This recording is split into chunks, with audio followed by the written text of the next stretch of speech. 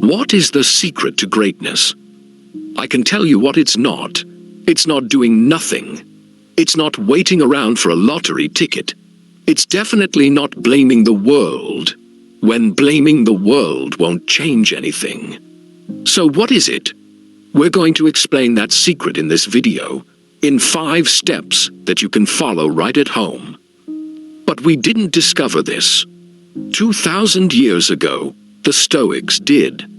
What they invented and developed was so powerful that it made believers of people as different as Roman emperors and slaves.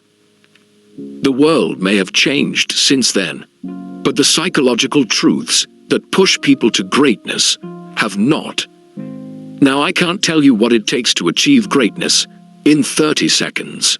That's what this video's for. But I can give you a summary of what they found. Our power doesn't lie in controlling the things that happen. It can't, because we can't.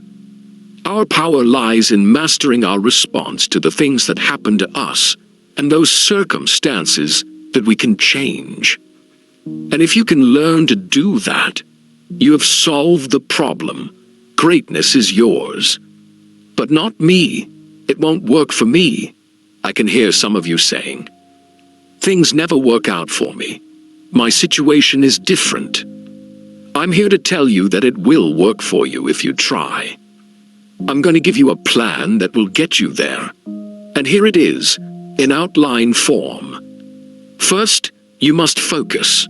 Second, you must change your thoughts to change your reality. Third, you must work to achieve a flow state in your life. Fourth, you must act according to your values. And fifth, you must make the world your arena. The most important of these is the first one, focus. Above all and above everything else, you must focus. The great Stoic philosopher Seneca once said, "To be everywhere is to be nowhere." What this means is that when we spread our attention across too many things simultaneously, we aren't present or effective with any of them. Seneca is warning us that multitasking and constant distraction prevent deep engagement. It was true in his time, and it's true in ours. In modern life, when our attention jumps between emails, social media, work tasks, and conversations, we experience only the surface of each, without making a meaningful impact. True effectiveness comes from being fully present with one thing at a time. A mind that tries to be everywhere, attending to many tasks at once, ends up being nowhere, not fully engaged with anything. This connects with modern research showing that multitasking reduces cognitive performance and depth of thought. Seneca, in other words, recognized that scattered attention leads to scattered results. You may appear busy, but you accomplish little of significance. And what matters, in the world we live in, is results. The Stoic approach values depth over breadth, because that's what gets results. Computer science professor Cal Newport calls the ability to focus without distraction deep work, defining it as professional activities performed in a state of distraction-free concentration that push your cognitive capabilities to their limit. This modern concept mirrors what the Stoics practiced as mental discipline. While Newport's research demonstrates that deep work is profitable in today's economy, the Stoics would argue it's always been essential for a well-lived life. The evidence against multitasking keeps building. Research from Stanford University shows that heavy multitaskers perform worse on cognitive control tests and struggle more with relevant information filtering. Each time we switch tasks, we pay what Newport calls an attention residue tax, up to 40% of our productive capacity lost in transitions. So it follows that if you stay focused, you'll be up to 40% more effective. How can we reclaim our focus in a world designed to fragment it? Here are practical techniques you can follow to do deep work. Begin with morning intention setting, a practice Marcus Aurelius followed religiously. Before emails and notifications, decide what deserves your deepest attention today. Next, create distraction-free environments by eliminating what Newport calls the shallow work triggers. You can silence notifications, close unnecessary tabs, and establish boundaries before you begin to save time. Finally, practice mindful transitions between activities. Rather than immediately jumping between tasks, pause briefly to reset your attention, what Epictetus might call preparing the mind for the work at hand. By preparing yourself in this way, you'll set yourself up for success.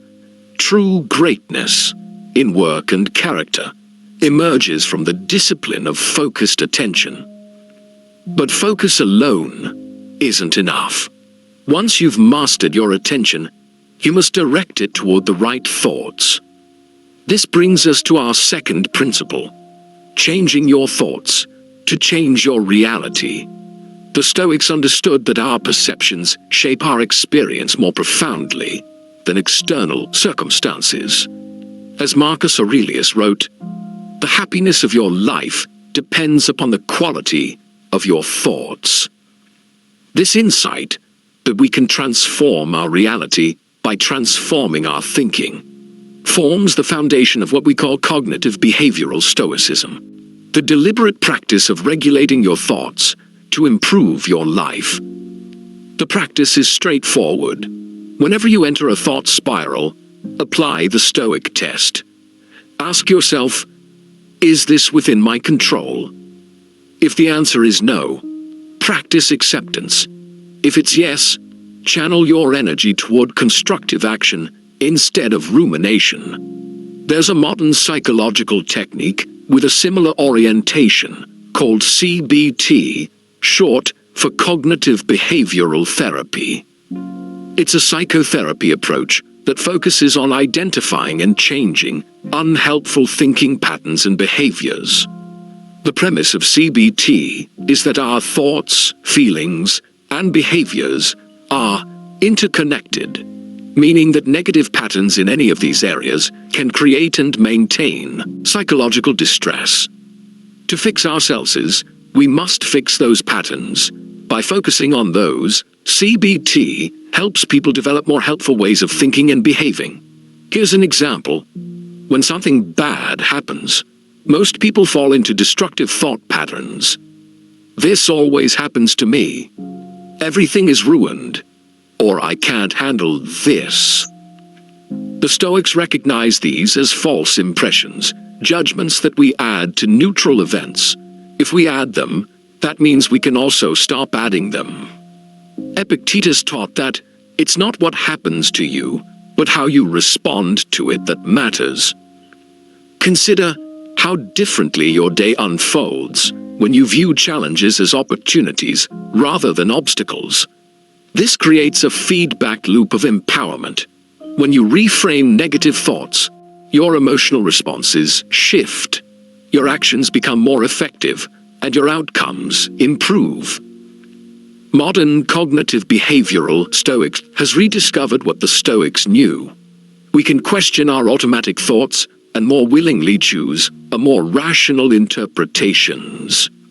When we do this, we free ourselves from unnecessary suffering and expand our potential. When we're at our maximum potential, we tend to be in a state of flow. And that's our third principle, creating the conditions for us to achieve that flow state. The Stoics understood that true productivity comes from deep and purposeful engagement. This ancient wisdom is backed up. Psychologist Mihaly Csikszentmihalyi's concept of flow, that optimal state where we're so immersed in a challenging activity that time seems to disappear. Flow represents the perfect balance between skill and challenge. When a task is too difficult, we feel anxiety. When it's too easy, we experience boredom. But in that sweet spot, where our abilities are stretched but not overwhelmed, we achieve a state the Stoics would recognize as ideal functioning. Seneca's advice to be present where you are anticipates Csikszentmihalyi's research by millennia. Both recognize that divided attention prevents the deep engagement necessary for excellence. Modern research confirms this old insight. Flow states correlate with peak performance in everything from athletics to artistic creation. The Stoic discipline of focusing solely on what's in your control is echoed by a flow prerequisite: clear goals with immediate feedback. By eliminating distractions, we create the conditions for flow to emerge. Epictetus taught that we should approach each task as if it were our last, bringing full attention to the present moment. This Stoic principle of mindful presence is exactly what Csikszentmihalyi observed in people experiencing flow. Complete absorption in the activity itself, not the results. To cultivate flow in your life, start by identifying your flow triggers. Those activities where you lose track of time. Structure your environment to eliminate distractions during these periods. Set clear goals with measurable progress markers. Practice the Stoic technique of premeditatio malorum, or anticipating challenges to prepare for potential obstacles before you begin. The Stoics knew that meaningful accomplishment comes not from scattered effort, but from focused mastery. In flow theory, we find scientific validation of this ancient idea. Our greatest satisfaction comes when we are fully engaged in meaningful challenges that stretch our capabilities. But what should guide these challenges? What direction should our focused energy take? This brings us to our fourth principle. You must act according to your values. The Stoics believed that true greatness arises from how we live our lives. This is the essence of values-based living. Aligning your actions with your highest principles, no matter the circumstances. What matters most is how well you walk through the fire. As the writer Charles Bukowski put it, fortune is fickle, but character is enduring. When you act according to your values, rather than impulse or external pressure, you build an unshakable foundation. At the heart of Stoic ethics are the four cardinal virtues: wisdom, courage, justice, and temperance. Wisdom means practical judgment, knowing what to do, when to do it, and why it matters. It's distinguishing between what you can and cannot control, then focusing your energy accordingly. Wisdom is learning from our experience, especially failures, which the Stoics saw as powerful teachers. Courage means facing challenges without being paralyzed by fear. Not fearlessness, but acting despite fear when values demand it. As Seneca noted, sometimes even to live is an act of courage. This virtue enables you to bear hardship and to speak the truth even when silence would be easier. Justice extends beyond legality to treating others with fairness and respect. It recognizes our shared humanity and responsibilities to one another. Marcus Aurelius emphasized this interconnection. What benefits the hive benefits the bee. Justice is seeing that your well-being is shared with others. Temperance is balanced self-discipline, not indulgence, but also not denial. It means moderation. It's mastering your desires rather than being mastered by them. Temperance creates the space between stimulus and response, where wisdom can breathe. The path to greatness requires more than good intentions. It demands that your actions consistently reflect your values, especially when doing so is difficult. As Epictetus taught, don't explain your philosophy, embody it. This brings us to our fifth and final principle. You must make the world your arena.